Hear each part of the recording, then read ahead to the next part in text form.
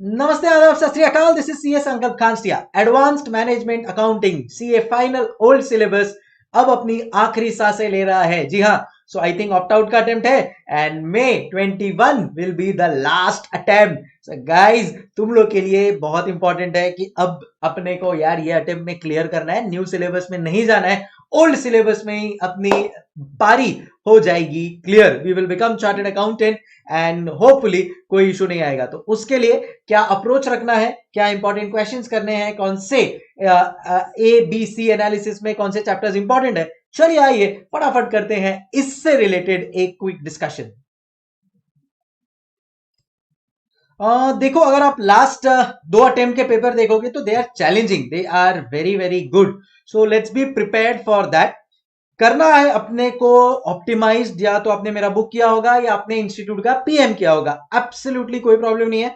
In terms of concept it is sufficient, मतलब conceptually अगर आप क्लियर हो ना तो फिर आपको तकलीफ नहीं आएगी। बट अपने को थोड़ा सा ओल्ड सिलेबस वालों को अपने को आदत हो गई है कि अपन एज इट इज क्वेश्चन देखे और वो एग्जाम में आ जाए, तो दैट में not be possible. At least last दो अटेम्प्ट से पॉसिबल नहीं हो रहा है ये। लेट्स सी ये बार क्या होता है। बट अपने को प्रिपेयर रहना है दैट कहीं से कैसा भी पेपर आए, अगर कॉन्सेप्चुअली अपन लोग साउंड है एंड स्टेबल है देन प्रॉब्लम नहीं आएगा। ठीक है। सेकेंड थिंग जो ओल्ड सिलेबस वालों के साथ होती है वो है पेपर पूरी तरह से अटेम्प्ट नहीं हो पाता है। सो फॉर दैट एंश्योर कि थोड़ा राइटिंग प्रैक्टिस रहे अपन लोग एंड एक दो सम्स अपन लोग सब चैप्टर के थोड़ा थोड़ा थोड़ा करके जाए, सो दैट जब अपन अटेम्प्ट कर रहे हैं एक मोमेंटम अपने पास हो एंड वो मोमेंटम के through we are easily managing the paper. So this is how the approach should B.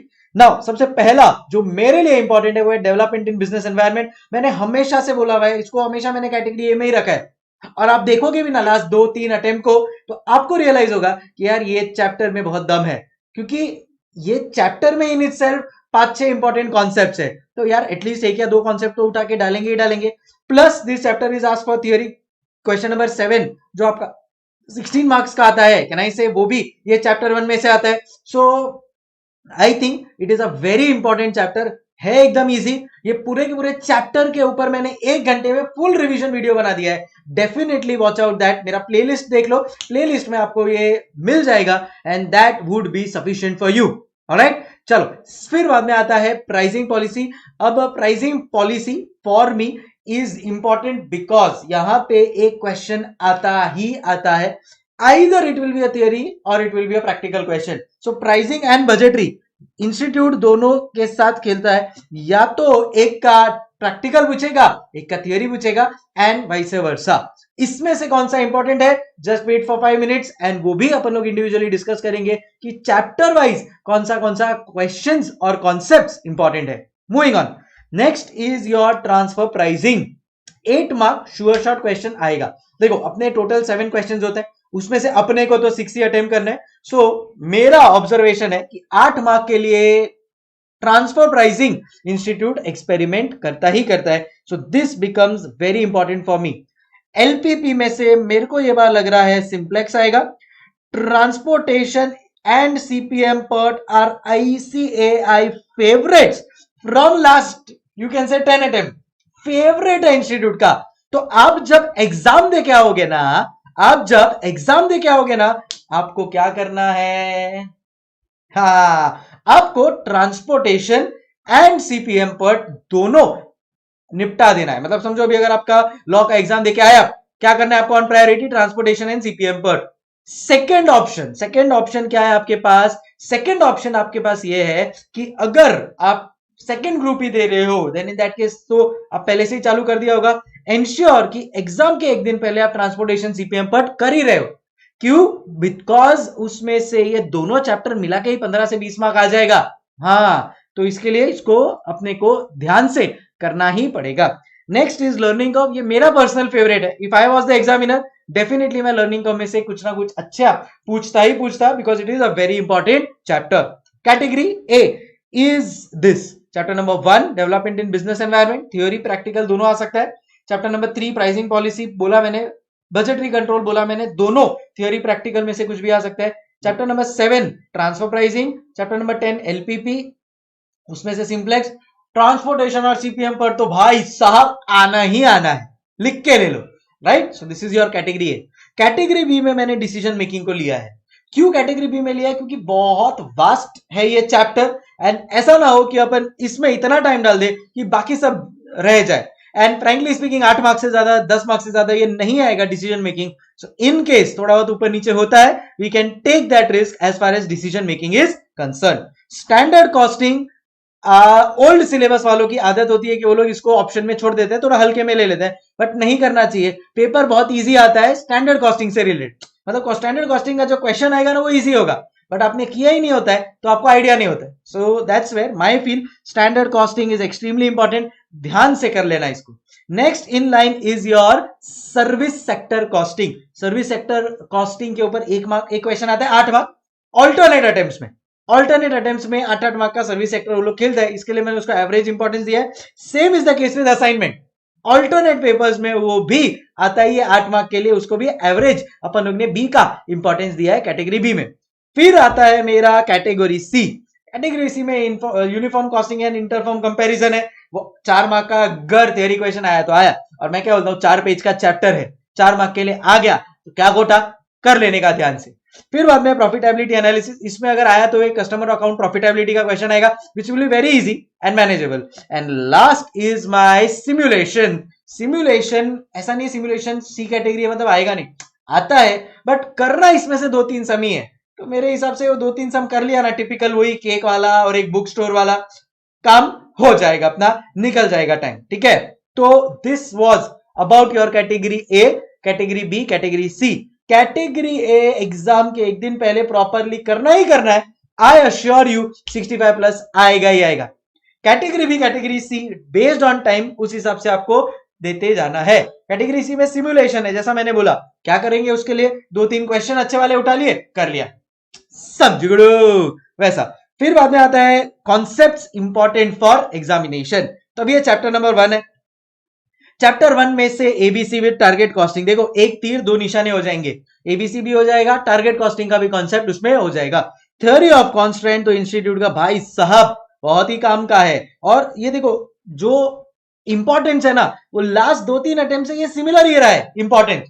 सो इसके लिए इफ यू ऑब्जर्व यही चीज में से घूम फिर के कहीं ना कहीं आता है, because this is generally important for old syllabus. बहुत ज्यादा एक्सपेरिमेंटेशन ओल्ड सिलेबस में नहीं होने वाला है।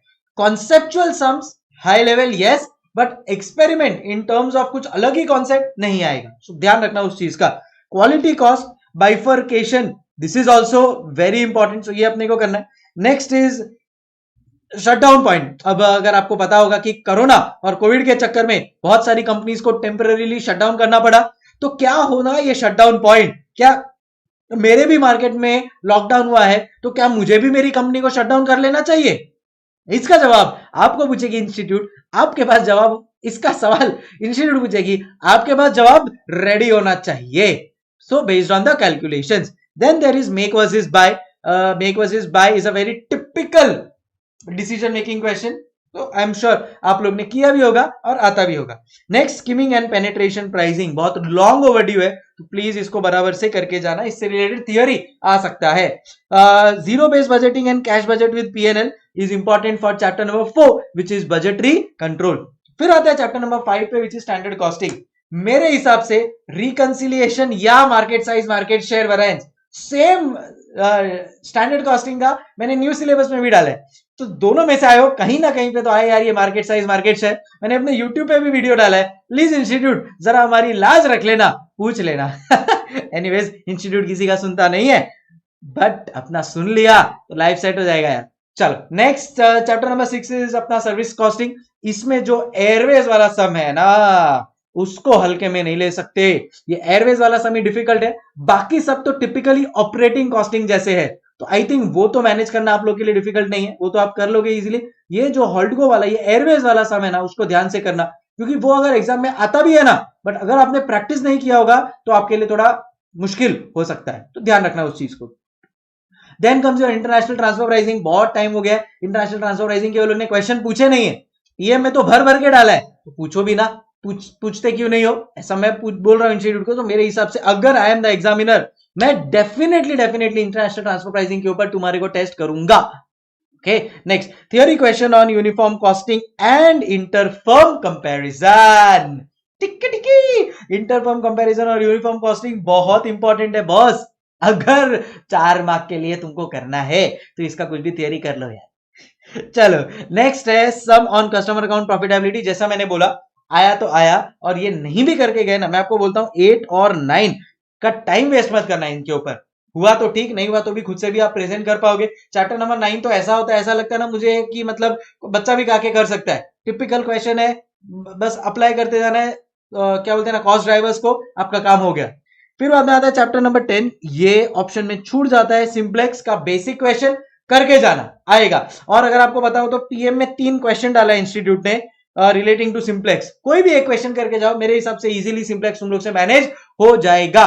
प्लस मैंने भी आई थिंक यूट्यूब पे वीडियोस डाले हुए इससे रिलेटेड, देख लेना। Next route allocation problem related to transportation, again YouTube video है इसका, प्लीज मेरा देख लेना, बहुत इंपॉर्टेंट है। प्लस मैंने ओआर इन एन आर डाला है, अगेन वो भी धूम मचा के अपने को करके जाना है, because O R in N R जब अपन लोग कर रहे होंगे तो बाय डिफॉल्ट कॉन्सेप्ट फॉर्मूला सब क्लियर हो जाएगा, एंड अगेन बहुत हेल्पफुल होगा अपने लिए। सो प्लीज रूट एलोकेशन वाला प्रॉब्लम यूट्यूब पे देख लेना, क्लियर हो जाएगा। प्लस ट्रांसपोर्टेशन से कुछ रिलेटेड मिसिंग प्रॉब्लम्स और वो सब भी है, वो भी मैंने डाले हुए हैं यार, मेरे हिसाब से एकदम स्मूथली काम हो जाएगा। मैनेजर मिस्टेक इन असाइनमेंट, सो होता है ना कि वो मैनेजर लाइन बनाता है, गलती से एक स्टेप भूल जाता है, तो आपको रिवर्स वर्किंग करना पड़ता है असाइनमेंट का, तो मैनेजर मिस्टेक बोलो या इसको रिवर्स असाइनमेंट भी बोल सकते हो। ये मेरे हिसाब से ये अटेम्प्ट में आ सकता है, बाकी देखो क्या होता है। फिर क्रैशिंग प्लस स्पॉट का एक कंबाइंड क्वेश्चन आने का फुल टू स्कोप है। सो क्रैशिंग में क्या रहेगा, क्रैशिंग में अपना एक क्रैशिंग प्लस स्पॉट का एक कंबाइंड क्वेश्चन है डायरेक्टर वाला, जहां पे वो बोलता है कि पेनल्टी को कम करना है तो आप कैसे टाइम रिड्यूस करोगे, क्रैशिंग भी आ गया उसमें, पर्ट का भी वो सब टीओ टीपी टीएम वो सब चीजें, so we have to do it thoroughly. फिर लास्टली सिमुलेशन बुक रिलेटेड वाला एक क्वेश्चन कर लेना, थोड़ा ड्यू हो गया। And standard costing with learning curve पूछना चाहिए, तो एक तीर से 2 निशाने हो जाएंगे इंस्टीट्यूट के, लर्निंग कर्व का भी क्वेश्चन आ जाएगा और स्टैंडर्ड कॉस्टिंग भी आ जाएगा। याद रखना सिमुलेशन में 2 या 3 ही क्वेश्चन है जो डिफिकल्ट है या फिर जो बोल सकते हो डिफरेंट है, सो यूज दैट। सो एक बुक रिलेटेड वाला क्वेश्चन हो गया अपना, दूसरा जो अपना क्वेश्चन होगा सिमुलेशन में वो एक अपना टाइमिंग वाला होता है ना कि भाई इन टाइम कितना है, मैनेजर बैठा, थोड़ा टाइम वेटिंग हुआ, आइडल टाइम, फिर वेट टाइम, फिर आउट टाइम, वो सब चीज प्रॉपरली एक बार कर लाला ना तो लाइफ सेट है बॉस, समझगड़ू। अभी clear? So this is how the whole system works up. On that note I will say that perfectly आप लोग को पेपर अटेम्प्ट करना है, 100 मार्क्स का लिखो। मेरे हिसाब से लास्ट एक अटेम्प्ट बाकी है, 1-2 इंस्टीट्यूट निकाल देगा आपको। पॉजिटिव रहो, बस पॉजिटिव रहो। देखो God helps those who help themselves, आप ही अपने आप को मेहनत करके एटलीस्ट एक डायरेक्शन प्रॉपर लेके पेपर तो अटेम्प्ट कर दो, बाकी ऊपर वाला और आईसी है बैठा है आप लोगों के लिए, स्पेशली ओल्ड सिलेबस निकाल देगा, ध्यान रखना। हस्ता ला विस्ता गाइस, कीप स्माइलिंग। पेपर अच्छी तरह से अटेम्प्ट करना, डेफिनेटली शेयर करना आपके रिव्यूज पेपर के। मेरी तरफ से all the very best in the examination, and I hope you will give your best in this exams, in this historic opt-out exam of Jan 21. Anything else? Let me know. Take care.